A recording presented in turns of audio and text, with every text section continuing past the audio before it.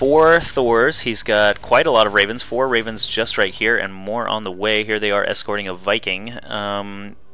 Let's see how that's actually going to work out for him. Broodlords already being morphed over. That Greater Spire, well, of course, was finished earlier on. Adrenal Glands and Flyer Armor level 2, as well as melee attacks level 2. He really wants these Corruptors and Broodlords to be healthy and happy. He wants it to be very, very difficult for BratOK to be able to use these Thors to take those Broodlords out of the skies. Let's see how many... oh, what is that? Actually, Seeker Missile being researched and durable materials? And high-sec auto-tracking? So BratOK is getting armor, building armor, he's getting turret range, he's getting Seeker Missiles, and he's getting 2 Ravens at a time. He's already up to... how many Ravens is that? 11 Ravens on the map right now. That is very, very interesting. 10 Corruptors, 10 Broodlords, and 1 Mutalisk, though, for NesTea, especially with those armor upgrades, can be very, very difficult to deal with. Let's see if these 10 Broodlords are going to be able to do a ton of damage. Obviously, the Hellions and Siege Tanks are going to be totally prone to this attack, as well as this Planetary Fortress, but Planetary Fortress can at least blast down those Broodlings very quickly.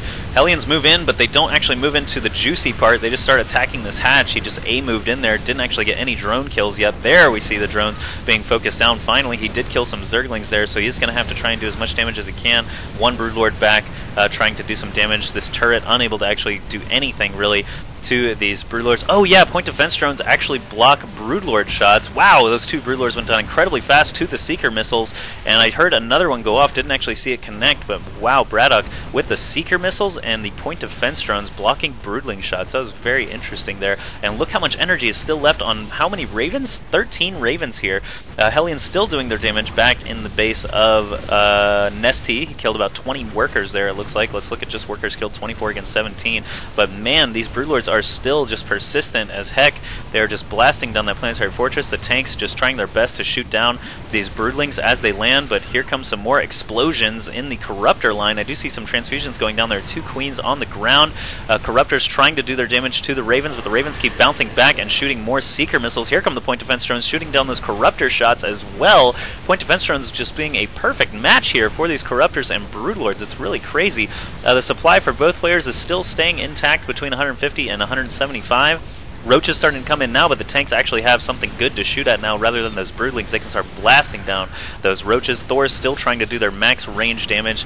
Air splash to the Corruptors and the Broodlords, and man, that fight came to a very, very interesting end. This last Thor may go down. This one's got 18 kills, this one's got 10. These Ravens should have several kills between them, or at least done a ton of splash damage to those air units. Maybe not actually have any kills, but I saw a lot of Seeker Missiles and at least heard a couple more throughout that fight. Ravens are detectors, so of course these Roaches are prone, they are open to attack from these Banshees here that are in the mix, as well as any auto turrets that he chooses to plop down there.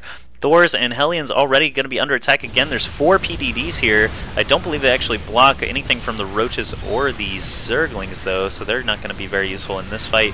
The Air Force of BratOK will have to come back in here. There's a lot of Lings and Roaches streaming in. Not really seeing any auto turrets being dropped. These Ravens are going to have to do something here soon. There's a Hunter Seeker Missile. Is NesTea going to be able to escape it?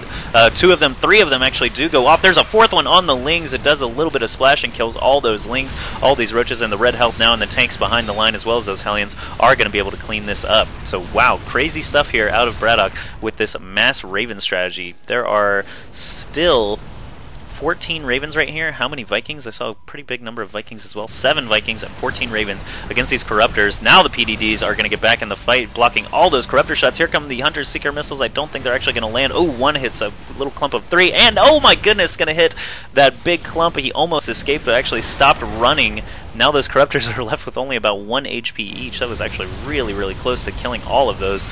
Just that HP regenning while they were running away actually managed to save them.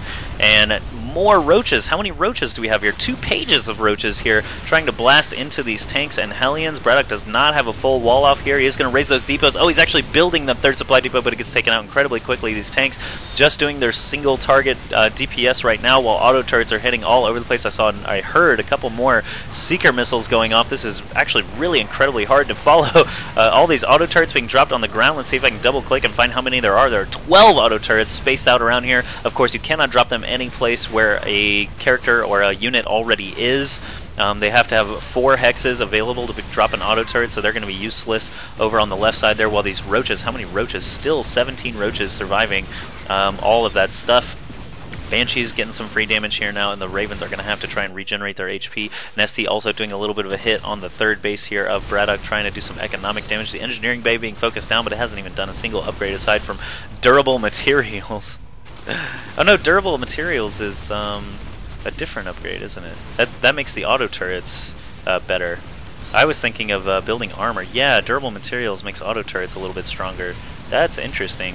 Yeah, look at that, 2 armor, making 3 total. The Neo Steel frame is actually the one that does Terran building armor. But anyway, look at all these auto turrets everywhere, blasting down these roaches, and it actually looks like it is going to be super effective. Workers killed, 56 for NesTea, 24 for BratOK, but BratOK has killed way more actual units. NesTea actually did force a liftoff from this third base, and he's still attacking this planetary fortress, which is not being repaired. There we go. Finally, the SCVs get on the job and start repairing it up. It looks like the last of the roaches are finally getting cleaned out of the main. BratOK is going to have to get this Air Force over here soon to be able to deal with this planetary fortress, building 5 SCVs at a time. He's going to set them to repair as soon as they pop out, but now he is taking a lot of damage on this planetary. I don't think he's going to be able to salvage it here with just 1 or 2 SCVs repairing, and there goes the planetary fortress. So BratOK losing a base, denied full mining over at the other one, and this one thankfully is a planetary fortress, so it's able to defend itself. NesTea trying to just stream in units. He's actually at a 50 to 60 supply advantage. We can see another Seeker missile going off, but it did hit a unit that had already been killed, unfortunately. Lots and lots of roaches attacking into the planetary fortress. Again, BratOK setting to auto repair, and they are going to be able to repair fast enough. They actually hit the max and actually stop repairing. Once they hit the max, they actually stop repairing, so BratOK is doing more damage. Now he has to set them back to repair again, and more auto turrets hitting the ground now. Another 12 of them. Look how much damage they do. 8 damage, 7 range, 0.8 attack speed. These are really, really good things actually to have on the field. The planetary fortress looks like it is actually going to be saved. Mules being dropped as well. They can repair if needed, and the last of those roaches are going to be taken out, it looks like. Another big wave of roaches and corruptors. This is non-stop action here. 188 supply for NesTea, 148 for BratOK. This orbital command is going to go down with 200 energy. No, that's 4 mules that will never see the light of day. BratOK doing a little counter of his own, starting to torch a ton of drones here at NesTea's elbow expansion. He's not going to actually manage to get them all the way into the main, but look at all these roaches still.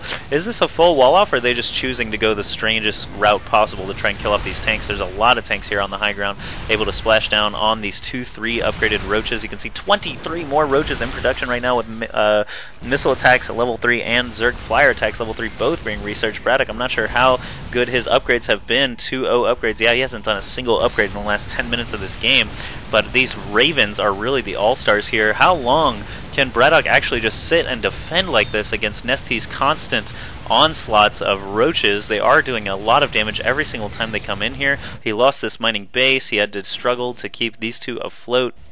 He is actually losing orbital commands, his spare orbital commands, and these Ravens are basically the only thing defending here against these masses of roaches. Let back up, we're losing nothing but auto turrets, so the siege tanks actually is being very careful with them, trying to keep them alive. BratOK actually taking a supply lead now, even though NesTea has 1,000 minerals and 3,300 gas. There he goes with another wave of roaches, 14 roaches. SCVs getting transferred and killed off. How many Banshees do we actually have in the air for BratOK? Just 2, so they are actually getting thinned out as he makes them. NesTea really, really wants to kill this planetary fortress, but he keeps drawing BratOK back over to its Seeker missile. Wow! Boom, boom! Lots of dead roaches there. Third one goes off right in the middle of these roaches. Is it actually going to connect? It is not going to connect, is it? Oh, it does connect and kills off the last couple of roaches. Hellions and tanks doing their job as well. BratOK, I cannot believe how much use he is getting out of all these Ravens. Wow, holy crap, he has 27 Ravens right here. 27 Ravens right here. That's insane. I've never seen this number in a high-level play like this, especially a 35 minutes game against one of the best players in the world, IM.NesTea. NesTea actually has been building roaches for so long because he knows he can't build corruptors and broodlords. Point defense drones just absolutely destroy that combination. So Roach Infestor against Mass Raven Viking is his build of choice. NesTea probably has never seen anything like this. I know I haven't, so BratOK showing us some crazy stuff. Now, BratOK finally finds a point where he's got some breathing room. He's just going to let this planetary fortress take some damage. He's fine with it. NesTea is going to have to counterattack here with this next ball of roaches if he wants to ever take out that planetary fortress. This hatchery is going to go down, I think, if BratOK actually focuses it. No, he's actually going to focus the roaches, which is a bit of a mistake. They do have 4 armor each, so they're taking very little damage. from these auto turrets. But check this out, lots and lots of Hellions coming in once again for BratOK, trying to find those mining bases. Ravens, of course, can detect, so NesTea keeps burrowing and keeps losing. Oh, big Hunter Seeker missiles on the Infestors. Look at them run. Look at them scurry. Oh, that Seeker missile lands right in the middle of a ton of Infestors. Big fungal goes down on all these Ravens. There's infested swarm eggs littering the map. Tanks are starting to roll in from the back now with their 2-0 upgrades, still unupgraded from the beginning of the game. So we have auto turrets versus infested Terrans with siege tank splash going on all around. We've got point defense drones. Actually, no point defense drones. He doesn't really have any unit that they're useful against just now. So another one Mutalisk being made right now. 7 roaches and 2 infestors. This is absolutely insane. He's going to build up more auto turrets and splash down these infested swarm guys and then finally finish off this hatchery. This game is absolutely ridiculous. I cannot believe how it has progressed so far. And let's look at just the harvester count. 37 harvesters for BratOK, but he's had so many mules. Look at this, 2,500 minerals per minute with 39 harvesters because he has so many mules. As long as he can keep that gas income rolling and continue to build ravens and tanks, he'll be good to go. NesTea coming in with more infestors. Of course, they're going to die to the splash from the siege tanks. And ravens, if they ever do fire those Hunter Seeker missiles, there they are again. Every big explosion you see is another ton of damage being done to those infestors. Siege tanks with just easy cleanup there as a result, and Hellions, of course, with their blue flame do so much damage to any light units that happen to stray in there. Roaches just getting blasted down still by these siege tanks, and BratOK really should just focus on siege tank and Hellion. These ravens are just immortal, like they never die. Every single one of them has 3 or 4 kills to his name. That one had 9 just clicking around. There's a Viking with 7 kills as well. All these auto turrets doing such a good job. He is going to be able to take out this mining base, and NesTea can't even rebuild a hatchery here because these auto turrets last so long and they're in range of that hatch. This hatch is going to go down. NesTea, his income is going to just take a huge dive after this. His main is mined out, his natural is mined out, his third is mined out, his fourth is mined out. He has no mining bases right now. If we look at this income, it's going to be all those drones returning their payload that they have right now, and they have nothing else after that. Look at this huge string of drones returning back to where those Blue Flame Hellions were, and NesTea GG's. He is unable to win in a 40-minute game against imbaFXO.BratOK. That was the craziest game, perhaps from all of BlizzCon. I'm so glad I got to cast that. Seeker missiles, just Seeker missiles everywhere. Infestors, Broodlords, tons of Vikings, Banshees, tanks, everything was crazy. That whole game was so constant with action. Really awesome stuff. Thank you guys for watching. So that actually will tie the series 1-1, BratOK against NesTea. It is a best of 3 series, of course, so we still have another game that we have to watch to see who's going to win out of IM.NesTea and imbaFXO.BratOK. Come along.